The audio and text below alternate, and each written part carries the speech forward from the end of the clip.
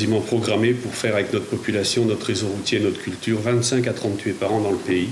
Voulez-vous entendre le bon ou le mauvais côté des choses? Le mauvais, c'est qu'en 2018, à la mi-septembre, la Polynésie a déjà dépassé la moyenne annuelle de morts de ces dernières années. La bonne nouvelle, c'est qu'en 20 ans, le nombre d'accidents a été divisé par 3 et les morts par 2. Plus de la moitié des 24 morts de 2018 sont des 2 roues plus vulnérables car non équipés pour faire face sans conséquences graves à une chute ou un choc.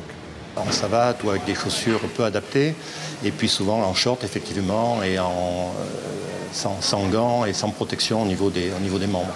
Les victimes sont mal protégées, et donc voilà, dès qu'il y a un choc, forcément, il y a une traumatologie qui est beaucoup plus importante que dans un véhicule.